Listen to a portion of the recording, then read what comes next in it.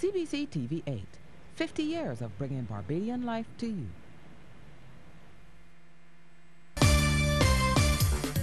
A young Jamaican woman shot dead. More than 2,500 tons of sugar already produced. And in sports, the Windies thrash Pakistan to reach the T20 semi-finals. Credible, balanced, committed. This is the CBC Evening News. Good evening, I'm Lisa Broom. This is the CBC Evening News. Police have confirmed that a 22-year-old Jamaican woman is the country's latest murder victim. She died after being shot at an upstairs apartment in Bibby's Lane, St. Michael. Her name is not being released until her next of kin has been notified. Peter Thorne has the story. The serenity of the Bibby's Lane, St. Michael district was shattered by the sound of a gunshot during the wee hours of this morning when the life of a 22-year-old Jamaican woman was snuffed out. The woman was shot in her head at an upstairs apartment and died at the scene. A crowd of onlookers gathered to try and get a glimpse of the young woman's body as police maintained a strong presence at the scene of the shooting death. Police Public Relations Officer Inspector David Welch says the woman's next of kin is yet to be notified, and as a result, they are withholding her identity. At this point in time, we are on the scene of what we believe to be a unnatural death. The victim is a 22-year-old Jamaican national residing in the upstairs apartment, and this incident occurred around 4:30, 5 o'clock, where the landlord was summoned to the apartment after hearing what is believed to be a gunshot. The victim was found lying in a pool of blood, and the police were summoned to the area. And that's where we are at this point in time. We are following some of these, but we are hoping that persons in the area can give us some information. And obviously, that information will be kept in the strictest confidence. Inspector Welch says the victim arrived in Barbados earlier this year, but her status is yet to be ascertained. He stressed that the force is very concerned about the use of firearms across Barbados. We are always concerned where there are firearms used in commission of crime, any weapon at all, actually. Right? We are hoping that with these recent incidents that the public will be notified of such, and that we, in ourselves, will step up the ante as to what we intend to do in terms of this. We will continue, and we are committed to policing Barbados in a professional manner. We will continue to investigate these incidents and bring those perpetrators to justice. Peter Thorne, CBC News.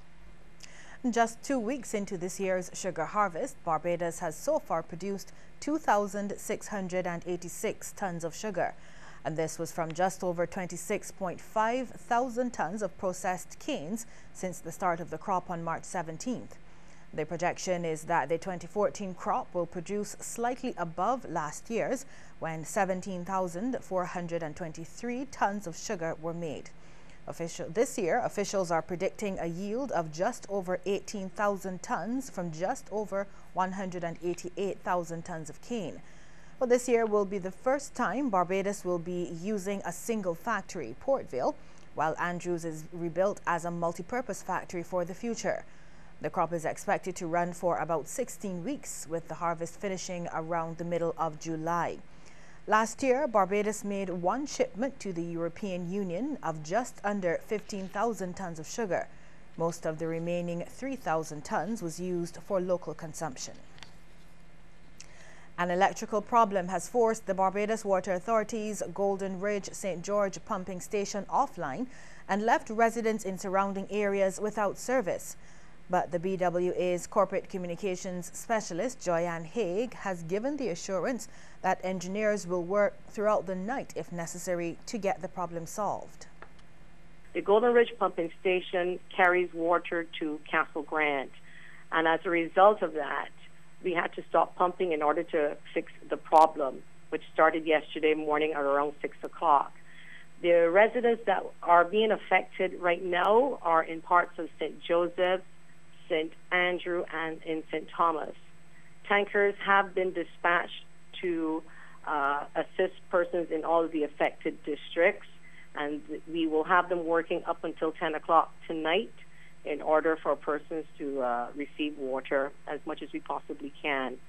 Bearing in mind that the demand is very high and there may be some delays in getting water to some of the affected residents. Ms. Haig says customer service representatives will also be on duty until midnight to field calls. That number is 434-4292. Policy coordination across relevant sectors is important to ensure effective management of risks related to chemical weaponry. That's the view of Permanent Secretary in the Ministry of the Environment, Edison Allen. He was speaking at a two-day meeting for national emergency coordinators on a regional response to chemical weapons at the Radisson Aquatica. This meeting underscores the point that it's equally important to have a coordinated effort in responding to incidents involving chemical weapons and chemicals at all levels. As we celebrate the International Year of Small Island Developing States, SIDS, we are also reminded that SIDS have been acknowledged as a special case for sustainable development due to our particular vulnerabilities. While there are many areas that create special challenges for SIDS, one thematic area of significance to our meeting over the next 2 days is holistic emergency response as a critical component to effective chemicals management. Mr. Allen says it's vital that the region charts a course to establish a regional emergency mechanism to deal with chemical weapons, and he's lauded the work of SEDEMA in this regard. It is important that we give careful consideration to issues such as A, our individual capacity to address chemical emergencies, B, the existing mechanisms for regional response to emergencies that can be the basis for a regional chemical response mechanism, C, the institutional framework and legislative provisions that will be necessary to establish and maintain the mechanism, and D, how the mechanism would be operationalized amongst others. Plans are on the cards to position Barbados as a major exporter of cassava. Coordinator of the local cassava program and senior officer in the Ministry of Agriculture, Leslie Burton, spoke about the recent developments on the CBC radio call-in program Talk Your Talk on Q100.7 FM. He told the show there is already demand from the European Union to the tune of 30,000 pounds of cassava weekly. Mr. Burton says Barbados is working with officials in Colombia to bring in at least 11 more varieties of the crop to push the count on the island to 22 varieties of cassava grown locally. He explains that doing this is one of the steps to boost cassava production in a big way. The reason why we want these varieties is that we want to make sure that we move from a yield of about 6 to 8 tons of cassava per acre, and we want to carry it more to 25 to 30 tons of cassava per acre. Once we can achieve this, right, it means that the farmer could benefit, the agro-processor could benefit, and there are persons and companies that are interested in processing cassava in animal feed. There's also a proposal for the establishment of a major cassava factory in Barbados. He says local officials have seen firsthand the operations of such a facility in Colombia. They can develop and have developed a multi-purpose factory which would utilize not only cassava, yams and eddos and all those, but all the root crops. Right. And the interesting thing about cassava in this factory is that you don't have to peel it. You just wash it, you bring it to the factory is able to process it, remove the skin from the internal part of the cassava, and that skin can be used now for animal feed. Right. And whereas the other cassava can use for various other... Are we building a factory like that in Barbados? Well, we are hoping to get that factory into Barbados, right? And there are a number of entities that are interested in getting that factory here to Barbados. Issues related to food security continue to be discussed in Barbados, and so too the island's high import bill. They were again raised at the second lecture of the Barbados Museum and Historical Society earlier this week. Imports also created problems for the workers in terms of prices. When you look at the 1930s, you find flour rising, you find all the imported commodities rising out of the reach of the people. And this, according to university lecturer Dr. Henderson Carter, is a dangerous trend. In lamenting what seems to be the obvious consequences of high import, the historian cautioned the authorities. If we allow our prices of imports to rise continually, that may spell danger for social stability. We must be able to eat. And if we do not put some mechanisms in place, we're going to be in trouble.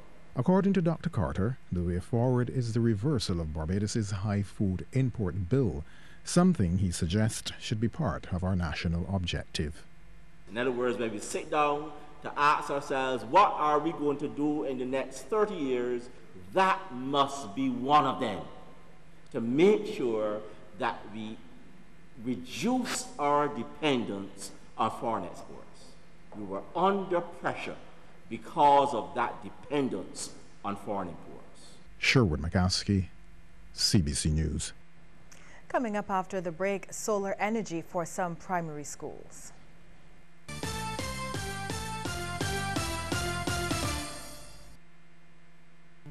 This house was first purchased by the Robinsons, who then sold it to Indra Ford in 2007. She loved baking, but last year she forgot to turn off the stove. Luckily, Sagicor General was there to help rebuild. So now, the house will smell of sweetbread again for a long, long time. We know this house, like we know every house we insure. Across the land, throughout the region, we've been there. Sagicor General, wise financial thinking for life.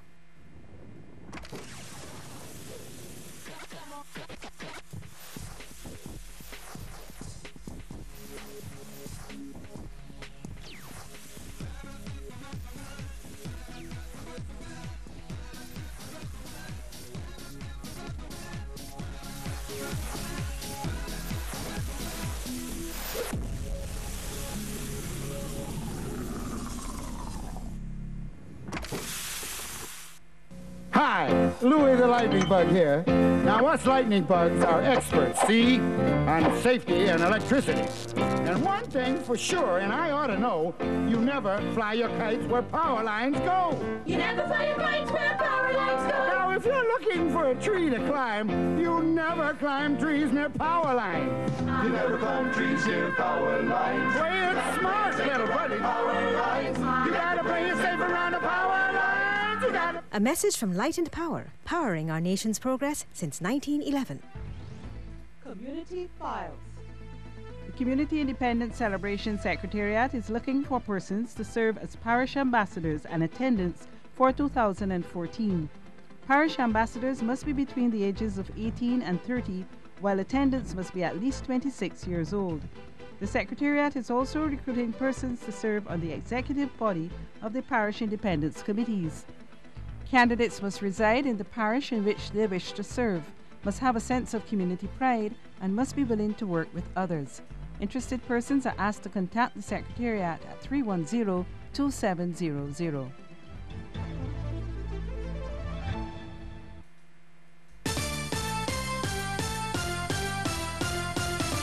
Five schools will soon reap the benefits derived from the installation of photovoltaic systems. This after an agreement was signed for the donation of $121,818 from the government of Japan to the Association of Public Primary School Principals. Senior Technical Officer in the Renewable Energy and Energy Conservation Unit, Horace Archer, says the schools will save on their electricity bills. On average, we're looking about between 10 to 30%. On the larger schools, the savings are around 7%. On the bigger schools, savings are as much as 33%. Some schools, the larger schools, will spend as much as $20,000 a month in electricity. So it varies from school to school, the amount of savings. But in general, for instance, Reynolds Reeks, we expect that they'll save in the region of $400, $500 a month in electricity. Japan's Ambassador Yoshimasa Tezuka also touts the value of the system. Through this project, each school will be able to decrease their energy consumption with an environmentally friendly power alternative and have access to electricity during power outages. Importantly, students will have the opportunity to understand the value of renewable energies. Energy is a basic human need, and finding ways to incorporate renewable energy into everyday life is important. The schools that will benefit are All Saints Primary, Reynolds Reeks Primary, George Lamming Primary, Christchurch Girls, and St. Albans Primary. A government senator is suggesting that collaborative efforts between social entities locally can help to solve some of the ills plaguing the Barbadian society.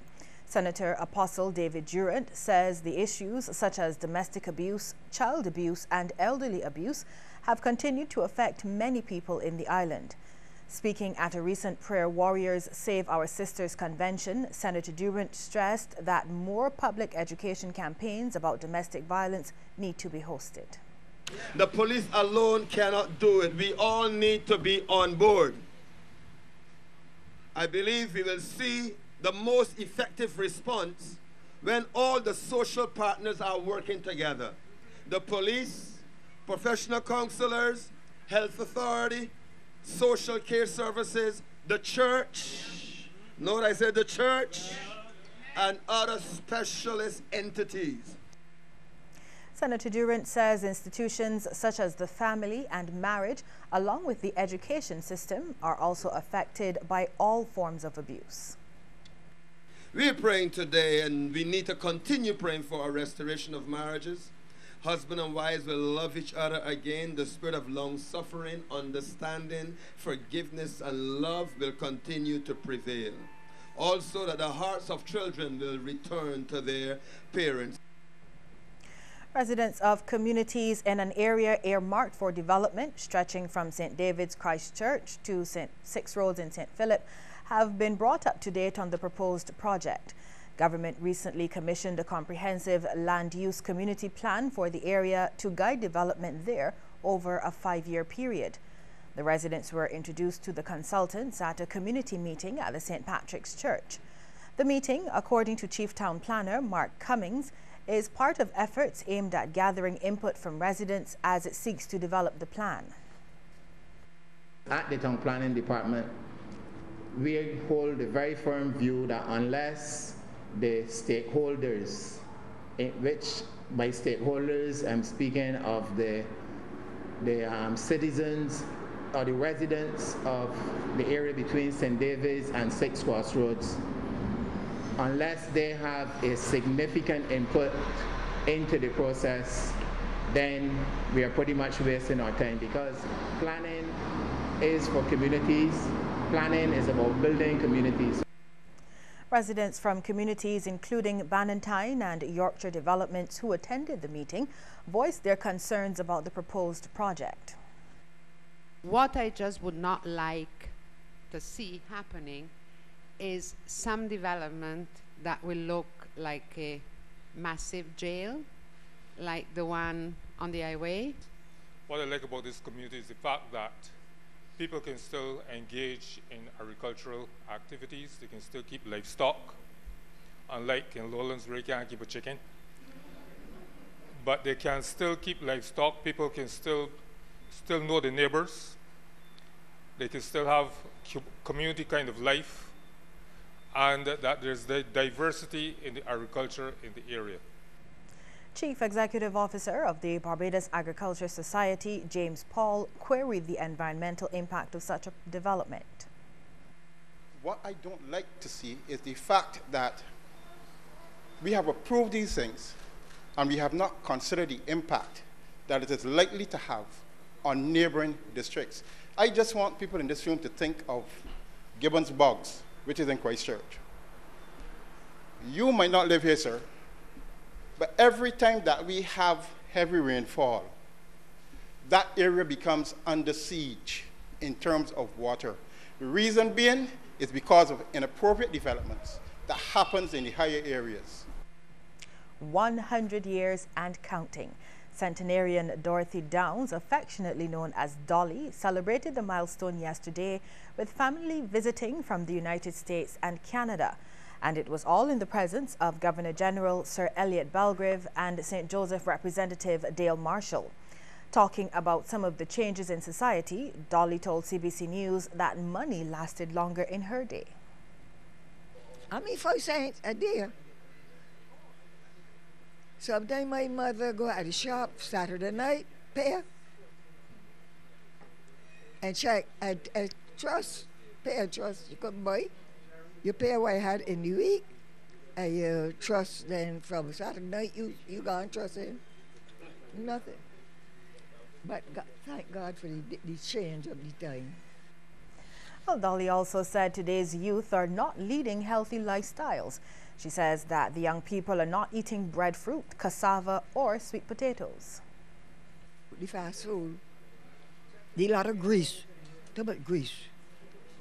The young people like too much grease. I cook it, some potato, you know, stew food, cook it up stew food. You don't want it. No, but you don't want stew food. Up ahead, a look at stories making headlines across the region.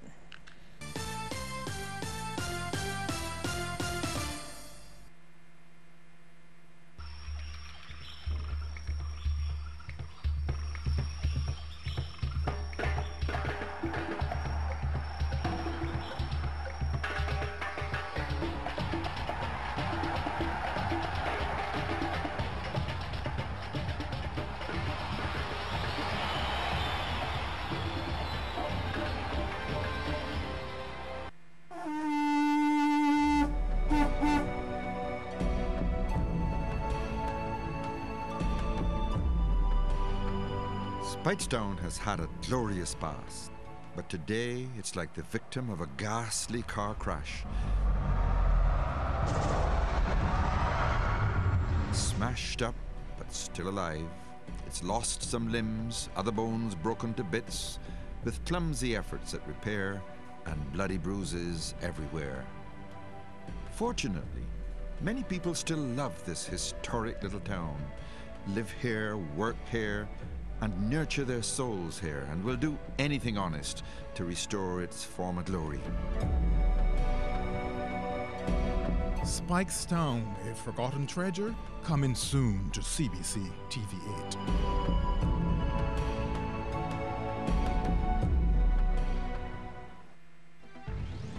Community Files.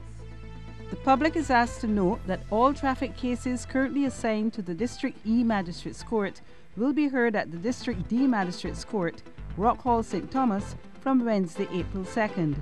This will continue on the first Wednesday of every month until further notice. You're also advised that all Holtown traffic matters will be heard at District F Magistrates Court, Tambourine Hall Complex, Blackman, St. Joseph, from Friday, May 2nd. These matters will continue to be heard at District F on the first Friday of each month. The Registrar of the Supreme Court apologizes for any inconvenience caused.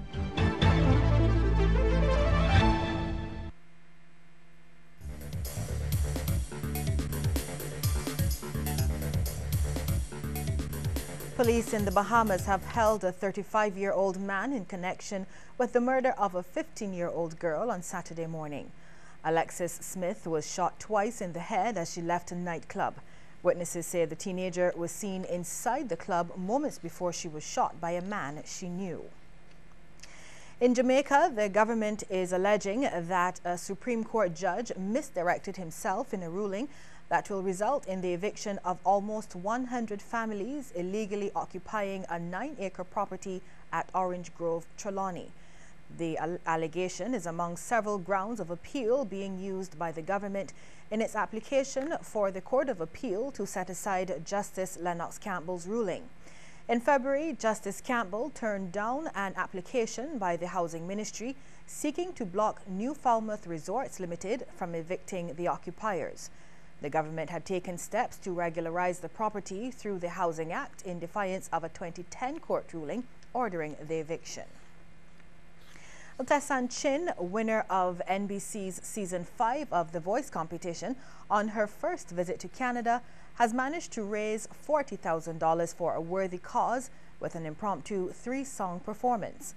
Chin's appearance spurred a bidding war between Jamaican-Canadian philanthropists Michael Lee Chin and Raymond Chang, while she was being honored recently by the University of the West Indies at a fundraising banquet at the Ritz-Carlton in Toronto. The star was not scheduled to sing at the UE function, but some spur-of-the-moment bidding at the end of the evening generated excitement for her fans. Lee Chin and Chang reportedly got into the impromptu bidding war to persuade Chin to sing, with the bidding starting at $1,000. Well, up ahead is the Lime Sports World, but first a tip from Cooperators General Insurance. This tip of the day is brought to you by Cooperators General Insurance Company Limited. Insurance the way you want it to be. Studies show that the probability of causing or being involved in an accident increases as blood alcohol content increases. This tip is brought to you in association with the National Committee for the Prevention of Alcoholism and Drug Dependency.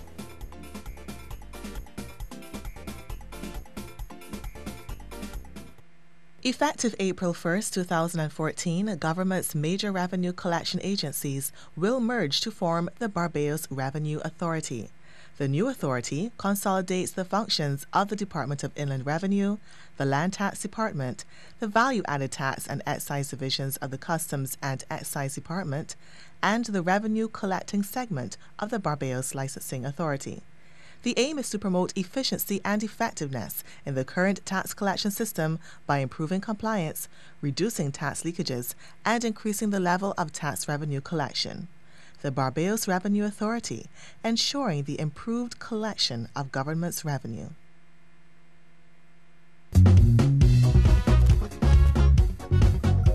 I'm going to pick that rose and watch her as she grows in my garden.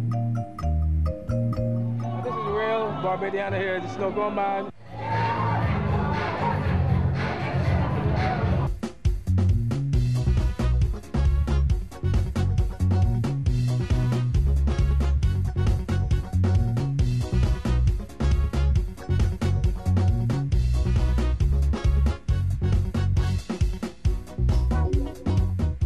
QTV is brought to you with the compliments of Lime. Value every moment.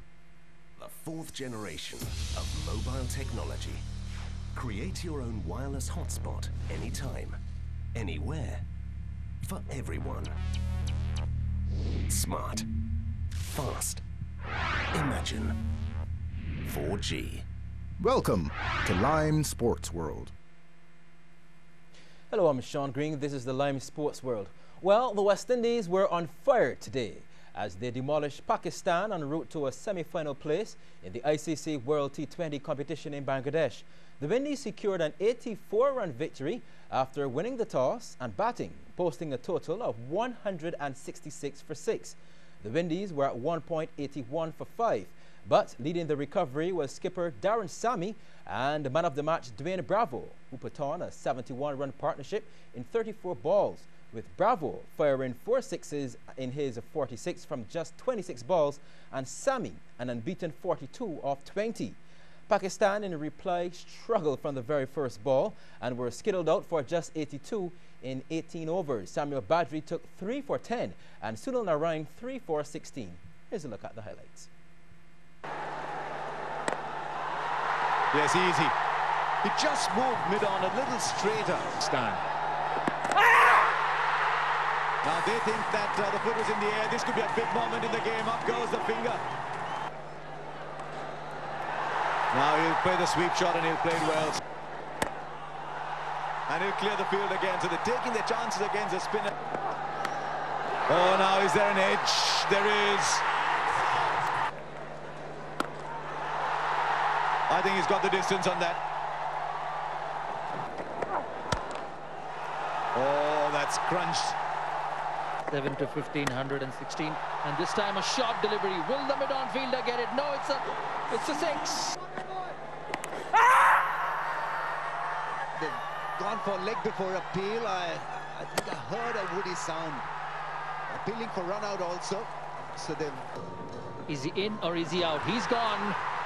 Wouldn't have really concerned the batsman. That's gone up in the air. And it's a 6. This time off the back. Bowled in. That's gone up in the air. Should be taken. Another success for Pakistan. Lovely shot from Bravo, and he gets 4. High, and it's got a lot of distance on it. More 2 in a row from Dwayne Bravo. This is super. That's gone high, that's gone the distance as well. This is some hitting by Dwayne Bravo.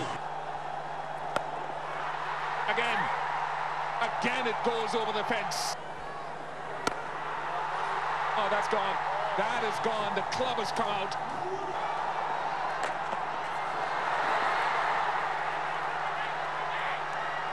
Yeah, he's gone. It's unfortunate. He's gone. Dangerous way to go at this stage. It is a very dangerous way to go, and he pays the price. Oh, that could be actually towards, yes, wicket of the first ball. Bangladesh. Gone. Second wicket gone.